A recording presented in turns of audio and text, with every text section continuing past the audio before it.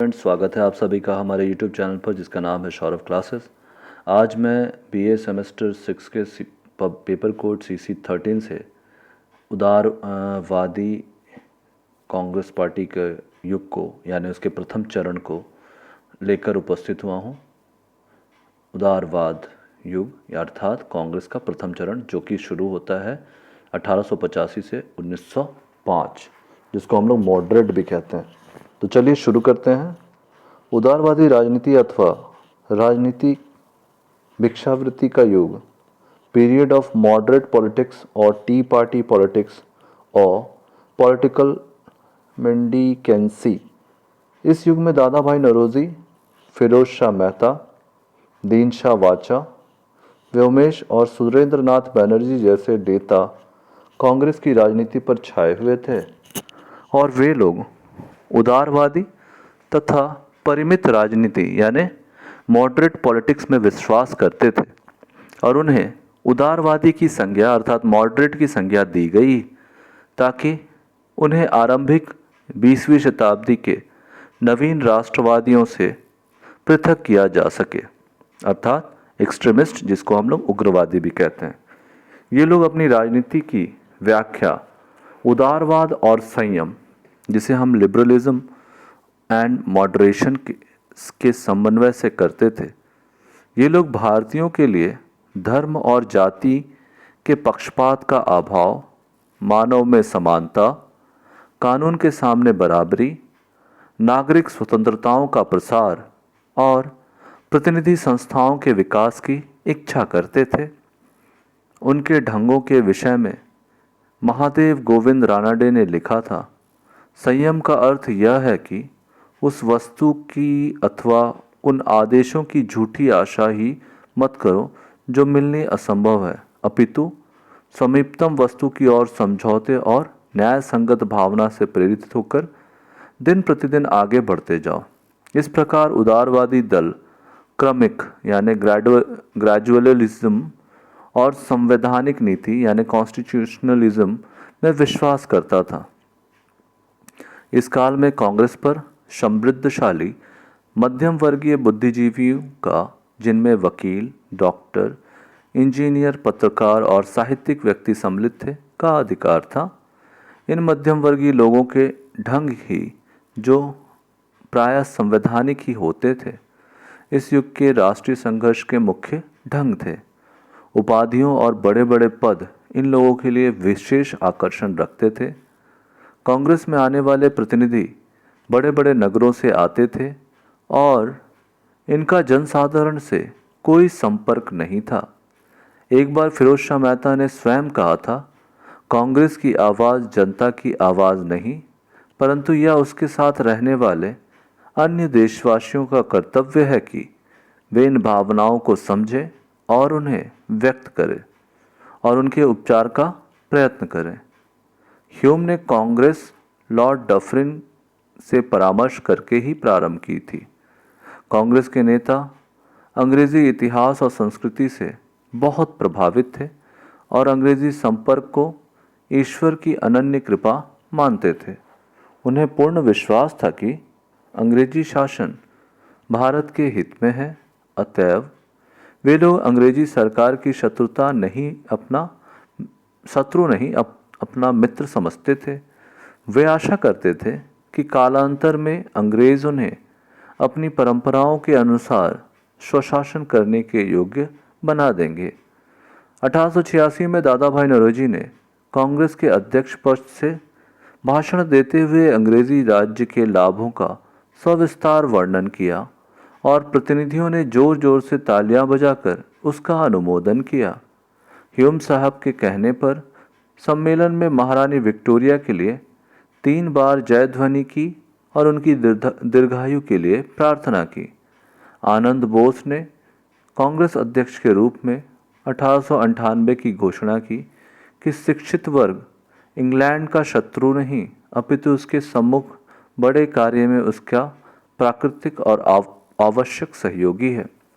अतः यह समझा जाता है कि भारत की उन्नति में बाधा अंग्रेजी उपनिवेशवाद नीति नहीं, अपितु भारतीयों का सामाजिक और आर्थिक पिछड़ापन था अथवा प्रतिक्रियावादी एंग्लो इंडियन नौकरशाही ही था।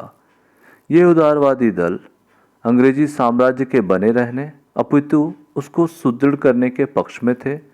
उन्हें डर था कि अंग्रेज के जाने पर अव्यवस्था फैल जाएगी। अंग्रेजी राज्य शांति और व्यवस्था का द्योतक है और भारत में बहुत लंबे समय तक इनका बना रहना परम आवश्यक है। इसी भावना को व्यक्त करते हुए गोखले ने कहा था, अंग्रेज नौकरशाही कितनी ही बुरी क्यों ना हो, परंतु आज केवल अंग्रेज ही व्यवस्था बनाए रखने में सफल है और व्यवस्था के बिना कोई उन्नति संभव ही नहीं।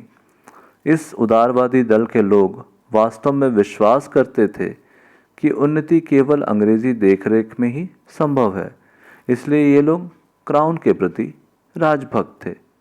एक बार कांग्रेस अध्यक्ष बदरुद्दीन तैयबजी ने कहा, महारानी की करोड़ों प्रजा में से कोई अन्य लोग इतने राजभक्त नहीं जितने भारतीय शिक्षित लोग। अतएव ये लोग अंग्रेजी साम्राज्य को शक्तिहीन बनाने को उद्यत नहीं थे। क्राउन के प्रति राजभक्ति उनका राजनीतिक धर्म था। समकालीन कांग्रेसी विश्वास करते थे कि अंग्रेज न्यायप्रिय लोग हैं और वे भारत से न्याय ही करेंगे। भारतीयों की शिकायत अंग्रेज नौकरशाही के कारण अंग्रेज़ों को हमारी शिकायतों की पूरी जानकारी न होने के कारण से है। अतएव इन लोगों ने इंग्लैंड में प्रचार की ओर विशेष ध्यान दिया। इन्होंने अपना पक्ष तैयार किया और उसे अंग्रेज जनता के समक्ष रखने का प्रयत्न किया। इंडियन नेशनल कांग्रेस की एक ब्रिटिश समिति लंदन में बनाई गई। उसने भारतीय मामलों से अंग्रेज़ों को अवगत कराने के उद्देश्य से इंडिया नामक एक साप्ताहिक पत्रिका निकाली। दादा भाई नौरोजी बार बार यही कहते थे कि अंग्रेज वास्तव में भारत का भला चाहते हैं और यदि हम कुछ ऊंची आवाज़ से अपनी बात कहें तो यह निष्फल नहीं जाएगी।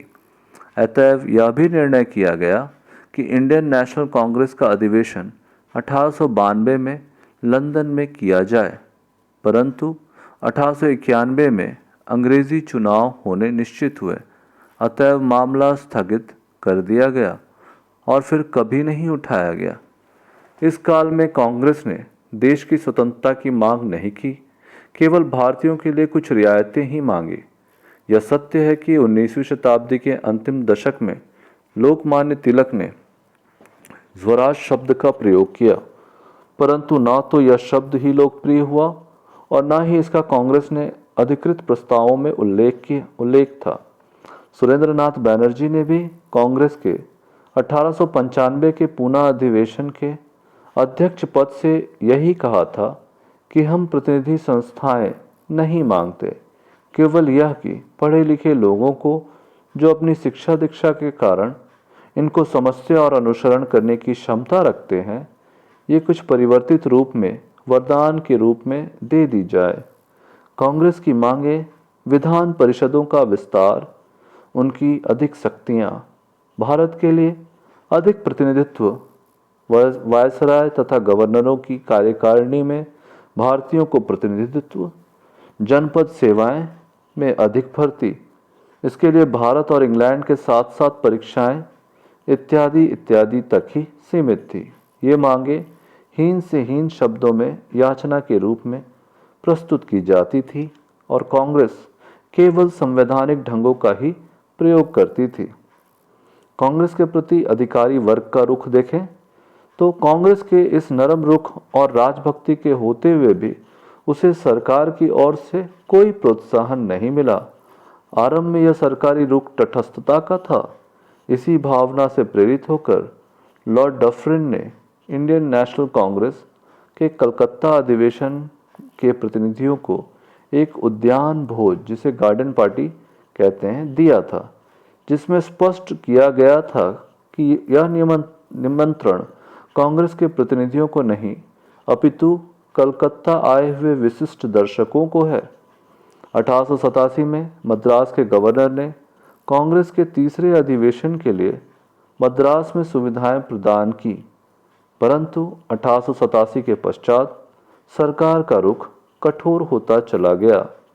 कांग्रेस की एक पुस्तिका प्रकाशित की जिसकी शीर्षक था एक तमिल कांग्रेस प्रश्नोत्तर रूपी शिक्षा। इसमें दो व्यक्तियों के बीच प्रश्नोत्तर के रूप में तानाशाही राज पद्धति और अन्यत्रवासी भूमिपतियों की आलोचना करने पर कांग्रेस सरकार से खुला विरोध हो गया। अधिकारी वर्ग ने सर सैयद अहमद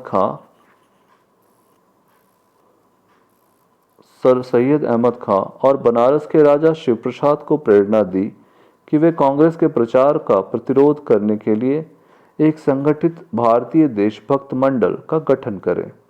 डफरिन ने कांग्रेस के राष्ट्रीय चरित्र को चुनौती दी और कहा, यह तो केवल एक सूक्ष्मदर्शी अल्पसंख्या का प्रतिनिधित्व करती है, और कांग्रेस की मांगों को अज्ञात में छलांग की संज्ञा दी। 1890 में सरकारी सेवकों को कांग्रेस में सम्मिलित होने की आज्ञा नहीं रही। लॉर्ड कर्जन ने तो यहाँ तक कह दिया कि कांग्रेस अपने पतन की ओर लड़खड़ाती हुई जा रही है, और कर्जन की महत्वाकांक्षाओं में यह भी थी कि वह उसकी शांतिमय मृत्यु में सहायता कर सके। उदारवादी दल की नीतियों का मूल्यांकन। 20वीं शताब्दी के आरंभिक वर्षों में उग्रवादियों ने इस काल की उपलब्धियों की निंदा की। इसको राजनीतिक भिक्षावृत्ति यानी पॉलिटिकल मेंडिकेंसी का नाम दिया। लाला लाजपत राय ने इसको अवसरवादी आंदोलन कहा। अधिक से अधिक इससे पाखंड और देशद्रोह को बढ़ावा मिलता है।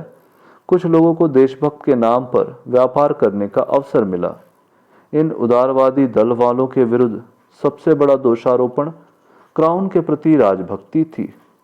यूं तो उदारवादी लोग विश्वास करते थे कि भारत में राष्ट्रीयता के कुछ आवश्यक तत्व विद्यमान नहीं है, अतएव वे निकट भविष्य में अंग्रेजी राज्य का कोई विकल्प नहीं सोच सकते थे। वे विश्वास करते थे कि अंग्रेज के चले जाने से भारतीय राष्ट्रीय हितों की हानि होगी।